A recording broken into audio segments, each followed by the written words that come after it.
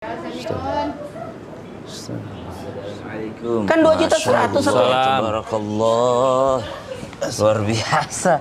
Ini menyelesaikan zikir pagi hari. Pagi, ya Masya rutin Allah. kita ngelakuin. Apalagi kan nanti malam kan nisfu Sya'ban tuh. Oh, pantesan. Nah, saya pernah dengar nih Ustaz Syam nih, nisfu Sya'ban ini katanya amalan-amalan kita tuh diangkat sama Allah. Ibarat orang tutup buku yang lalu udah berlalu, kita mau bikin catatan baru. Nah itu bener kayak gitu Ustaz Syam? Masya Allah, tabarakallah. Jadi hari ini sudah 14 Sya'ban. Ha-ha. Berarti maghrib nanti masuk 15 Sya'ban. Benar. Subhanallah. Nah, daripada ragu, apakah diangkat amalannya, diampuni dosanya, benar. dan kemuliaannya apalagi? Apa lagi? Nanti kita bahas hari ini. Hari ini? Iya dong. Temanya. Nisfu Sya'ban itu apa sih?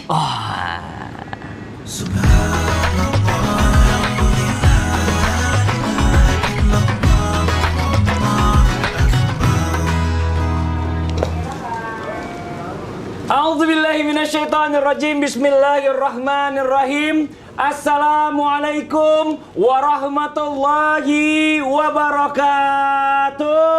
Waalaikumsalam warahmatullahi wabarakatuh. Jamaah, oh jamaah. Alhamdulillah. Alhamdulillahirabbil alamin. Allahumma shalli ala sayyidina Muhammad wa ala ali sayyidina Muhammad. Rabbi shrah li sadri wa yassir li amri wahlul 'uqdatam min lisani yafqahu qawli. Alhamdulillah hari ini kita bertemu lagi di Islami Tunda bersama guru-guru kita. Ada Ustadz Maulana, Ustadz AR, Ustadz Syam, dan hari ini kita membahas tentang tema yang perlu dibahas pada saat nanti malam nih akan berlangsung.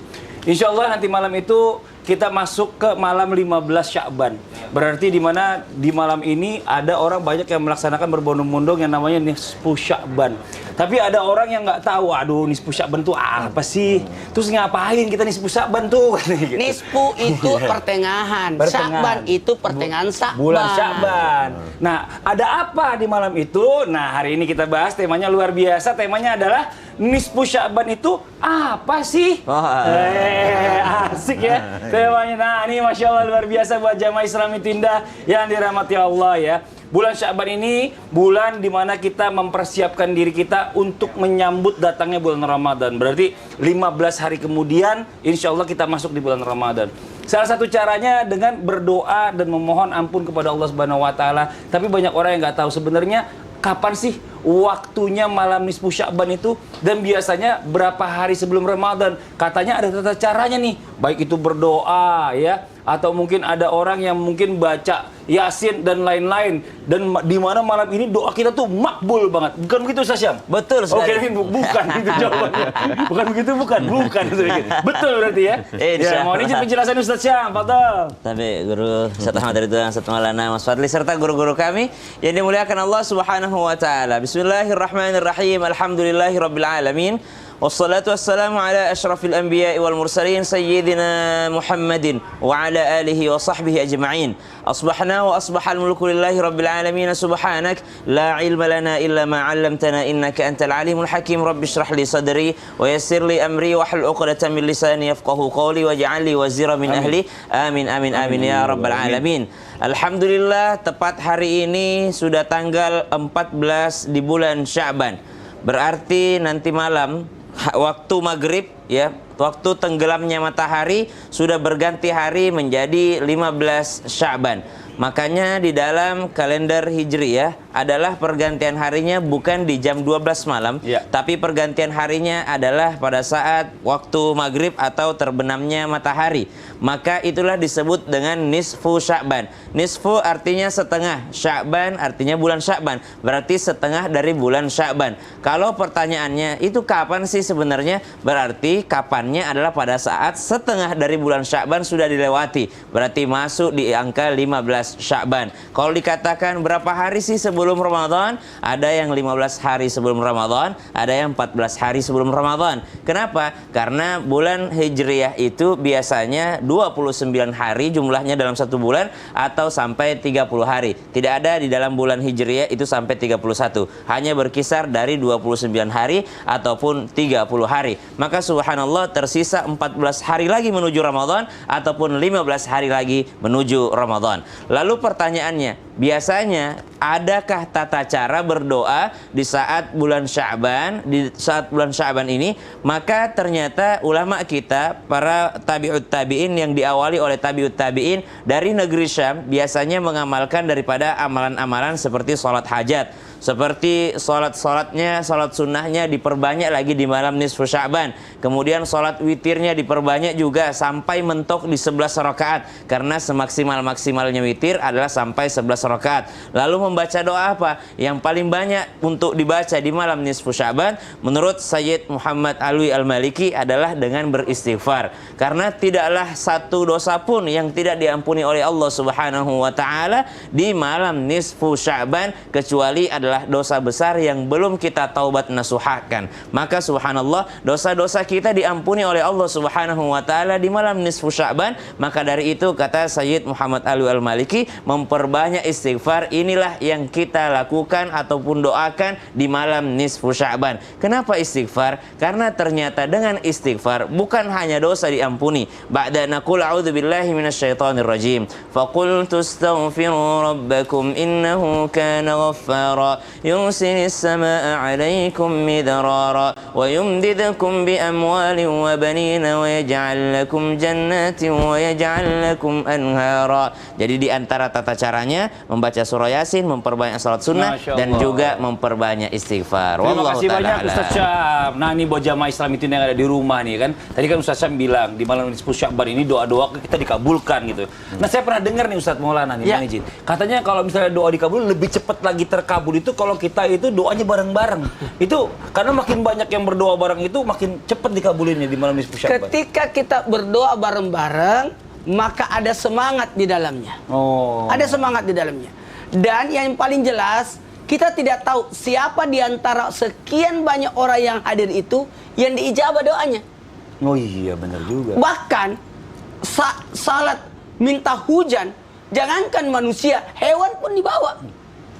Saking pentingnya melibatkan banyak orang untuk dalam hal berdoa. Bayangkan kalau kita baca Yasin, kemudian yang hadir itu 100 orang. Atau enggak usah banyak-banyak, 40 lah. Siapa yang membaca 40 orang berdoa, yakin di antara 40 orang itu ada yang ijabah doanya. Apalagi kalau memang bareng-bareng, kan ada timbul semangat di dalam. Iya, benar-benar. Saya berarti harus ngumpulin lagi dong 30 orang lagi. Tidak mesti, Mas Pani. Gitu ya? Ntar malam saya janjian sama anak-anak saya, insya Allah, gitu. Iya. kumpul Saya juga bareng-bareng janjian, baca insya Allah. Yasin. Sesudah Isya sih, karena Iya. sesudah maghrib aku ada janjian lagi. Oh ya Allah ya Robi, banyak janjinya ya Bapak ya. Makasih banyak Pak Ustadz Maulana penjelasannya. Jamaah. Yeay. Nah, ini buat jamaah Islam itu yang dirahmati Allah. Karena kalau kita bicara malam nisfu Sya'ban ini banyak banget yang kita dengar tentang amalan-amalan. Cuma kita kan harus mengklarifikasi atau mungkin mencari kebenarannya dulu nih. Jangan sampai kita melakukan hal-hal yang nggak dilakukan. Nah, contoh mungkin ya. Saya pernah dengar juga katanya ada di malam nisfu Sya'ban ini kita nih selama 1 tahun ini diangkat semuanya nih amal kebaikan kita dan macam-macam lah ya. Tapi benar nggak sih kalau di malam nisfu Sya'ban itu diniatkan puasa? Dan kalau seandainya puasa, niatnya bagaimana nih Ustadz Air? Mohon izin penjelasannya. Siap. Izin Ustaz Syam, Bang Fadli, Ustaz Maulana. Bismillahirrahmanirrahim. Assalamualaikum warahmatullahi wabarakatuh. Waalaikumsalam. warahmatullahi wabarakatuh. Alhamdulillah wassalatu wassalamu ala Rasulillah wa ala alihi wa ashabihi wa mawalah wa ba'd. Jadi kalau ditanya tadi sama Bang Fadli, Iya. Apakah iya amalan kita diangkat ini di bulan Sya'ban? Ada sebuah riwayat dari Usamah bin Zaid di mana beliau bertanya, "Ya Rasulullah, ma li lam araka tasumu akthar min Sya'ban?" Kenapa aku tidak pernah melihat engkau berpuasa lebih banyak daripada puasamu di bulan Sya'ban? Maka Rasulullah menjawab dengan 2 alasan. Hadza syahrun yaghfulu fihi katsirun minan nas. Yang pertama, bulan ini kebanyakan orang-orang, kebanyakan kaum muslimin lalai katanya. Kenapa lalai? Karena dia diapit oleh 2 bulan agung, Rajab dan Ramadan. Nah, sehingga dianggapnya terbebas dari Rajab dengan segala aktivitas yang tidak boleh, artinya dikekang karena dia harus menekan kezaliman. Oh, Sya'ban kayak merdeka gitu. Dan Ramadan kita tahu, bulan semua organ kita berpuasa. Nah, Sya'ban lalai. Kemudian yang kedua adalah wa hadza syahrun turfa'u fihi al-a'mal. Dan bulan ini terangkat amal kita. Wa ana uhibbu, ya katanya, an yurfa amali wa ana shaim. Saat terangkat amalku, aku ingin sekali dalam keadaan puasa. Nah ini menyambut apa yang tadi dikatakan oleh Bang Fadli. Kalau gitu puasa gimana? Rasulullah bukan puasa 1 hari lagi, sebulan.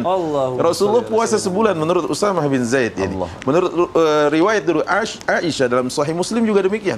Jadi kalau seandainya tidak bisa sebulan gimana? Mala yudraku kulluh la yutraku julluh. Kalau dia tidak bisa dikerjakan secara maksimal, maka ulama mengatakan ambillah, jangan sampai ada yang enggak dipuasakan gitu istilahnya, walaupun sunnah. Nah, itu kaidah. Yang kedua, bahwa dikomentari oleh Imam Ibnul Qayyim Al-Jauziyah rahimahullah bahwa catatan amal-amal kita itu naik. Ada yang harian, ada yang pekanan, ada juga yang tahunan.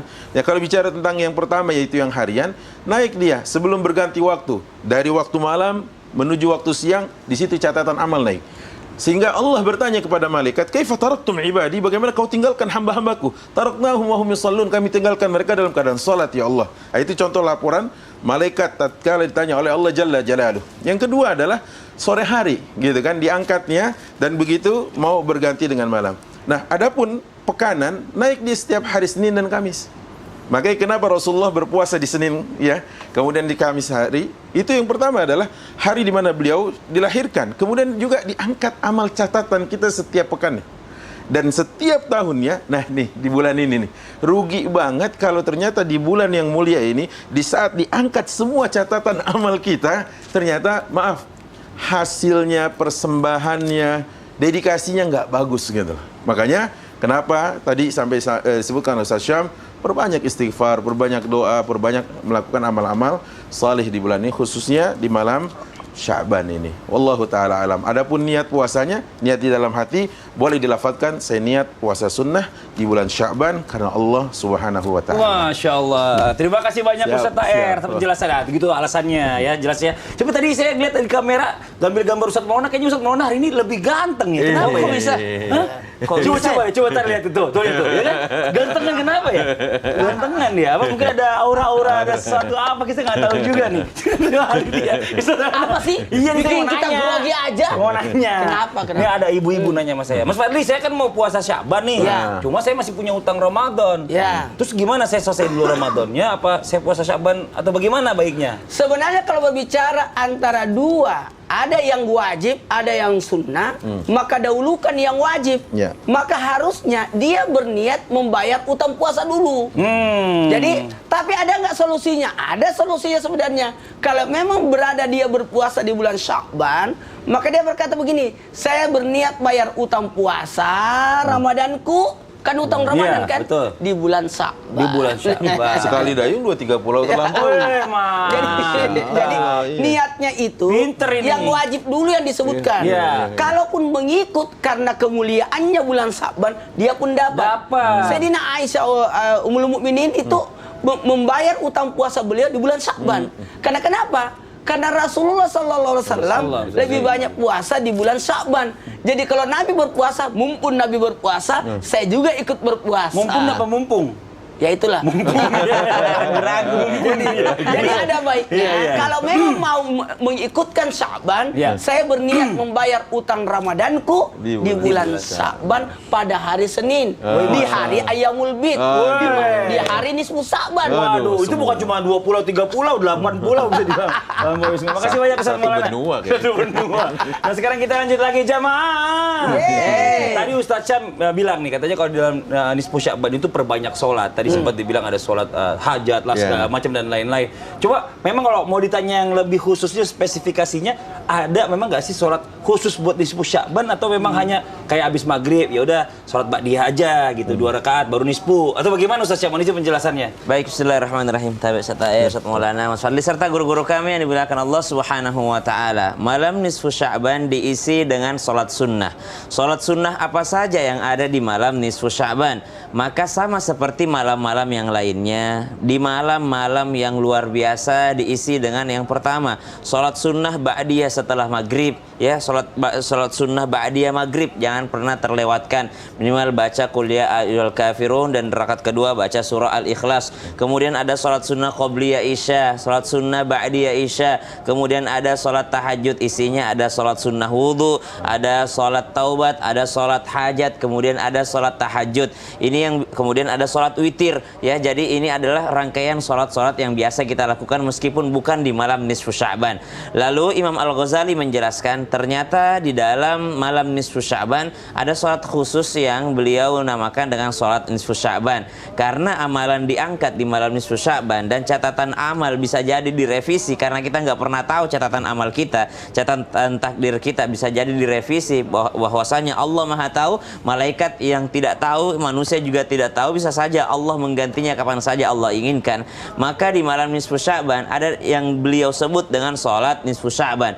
Yang mana itu? Yang mana dilaksanakan setelah sholat maghrib, setelah ba'diyah maghrib melaksanakan sholat sunnah 100 rakaat dengan 50 kali salam. Jadi 2 rakaat sampai 50 kali, artinya dia ada 100 rakaat. Tata caranya dengan niat, kemudian sholat sunnah 2 rakaat, di setiap rakaatnya membaca Al-Fatihah. Setelah suratul Fatihah membaca daripada surah Al-Ikhlas 10 kali. Jadi luar biasa sholat sunnah ini panjang ya menurut Imam Al-Ghazali. Kemudian sholat ini beliau namakan dengan sholat nisfu Sya'ban. Namun terlepas dari apa yang disampaikan oleh Imam Al-Ghazali, ternyata ulama Syafi'iyah seperti Imam Ibnu Hajar Al-Haytami, beliau menafikan daripada sholat sunnah nisfu Sya'ban ini. Beliau mengatakan kami tidak mengamalkannya karena kami tidak menemukan riwayatnya. Bukan kami yang menyampaikan, tapi sekelas ulama daripada Syafi'i, ya Imam Ibnu Hajar Al-Haytami menafikan untuk melaksanakan sholat sunnah tersebut. Bahkan beliau sampai menyampaikan bahwasanya justru malam nisfu Sya'ban ini bukan kita gunakan untuk terlalu banyak berkumpul berjamaah, tapi digunakan untuk sendirian di rumah dengan memperbanyak sholat sunnahnya sendiri. Kalau baca yasinnya mungkin berjamaah, kalau berdoanya mungkin berjamaah, tapi ketika sholat sunnahnya bukan sholat sunnah yang berjamaah, melainkan sholat sunnah yang dilakukan sendiri di rumahnya, yaitu sholat tahajudnya. Maka subhanallah ada 2 perbedaan pendapat ulama. Kalau mau mengikuti kesufian daripada Imam Al-Ghazali, maka silahkan diamalkan karena ada ulama yang mengamalkan. Tapi kalaupun menafikan bukan berarti kita mengejek ataupun mengatakan bid'ah itu sholat sunnahnya segala macam. Tidak. Kalau tidak melakukan ya silahkan tidak melakukan. Kalaupun melakukan ada pegangannya, yaitu Imam Al-Ghazali. Wallahu ta'ala a'lam. Oh, aduh, makasih banyak Ustaz Syam. Ini jangan sampai gagal paham jemaah. Benar-benar bid'ah. Jadi jumlah rakaatnya 100, surah Al-Ikhlasnya 10 kali setiap rakaat. Jadi total surah Al-Ikhlasnya 1000. Iya, saya pernah dengar juga tuh mengamalkan, kalau nggak salah Syekh Abdul Qadir Al-Jailani juga mengamalkan itu masalah itu ya, sholat itu ya. Ustaz, saya mau ajarin. Mau membimbing.